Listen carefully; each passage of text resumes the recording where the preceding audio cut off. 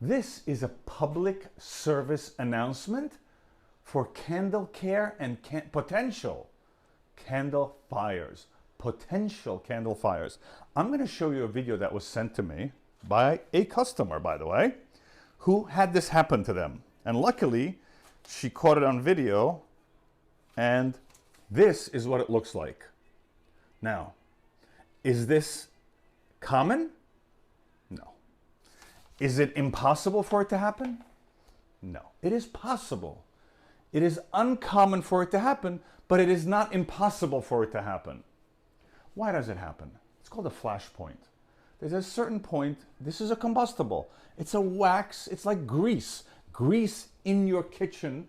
Is it possible to catch on fire? Yes. Is your oven possible to catch on fire?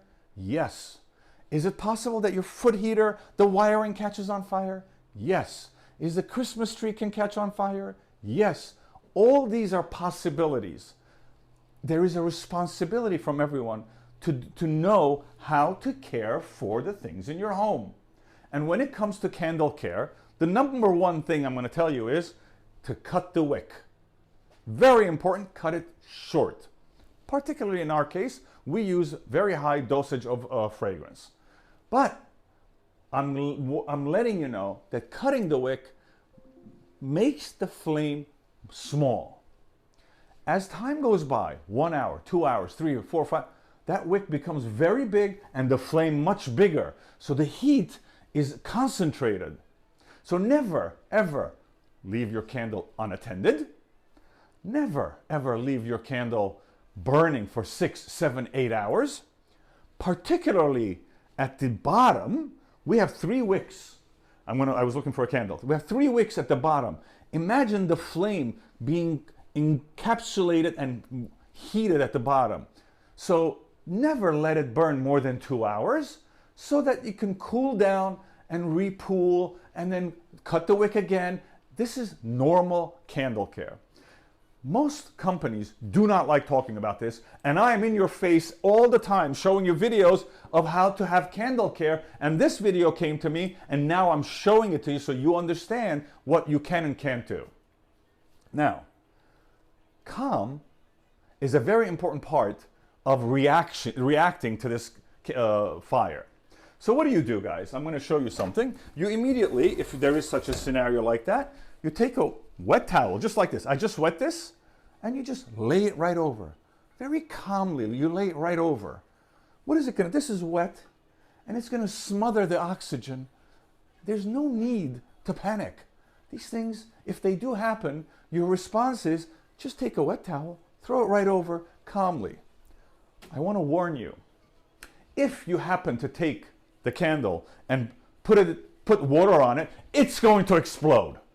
It's going to explode like a flash, like a big flash. It's going to splatter on your face. It's going to splatter on your body. It's going to splatter all over and you're going to have first degree, second degree, and third degree burns.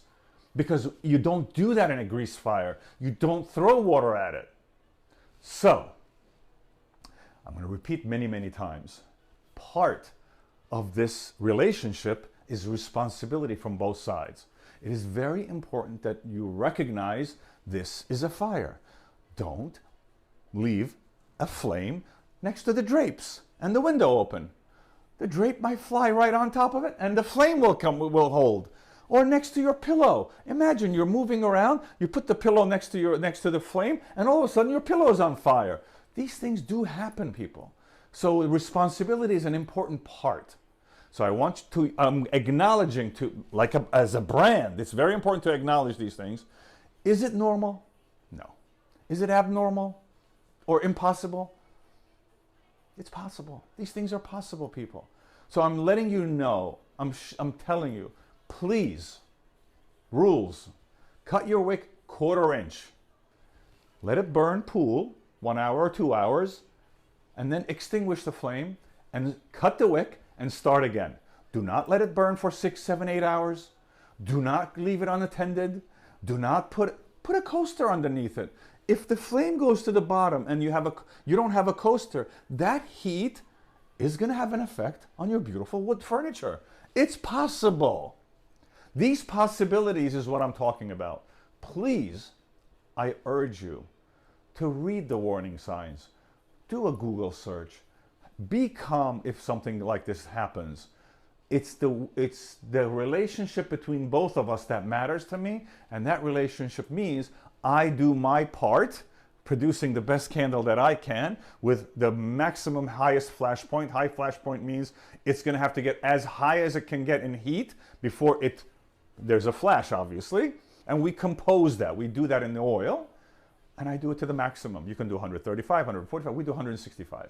So, I mean, these are details, irrelevant, but at the end of the day, anomalies, after I sell hundreds and hundreds of thousands of candles, it is inevitable that I get a video like this. It's inevitable.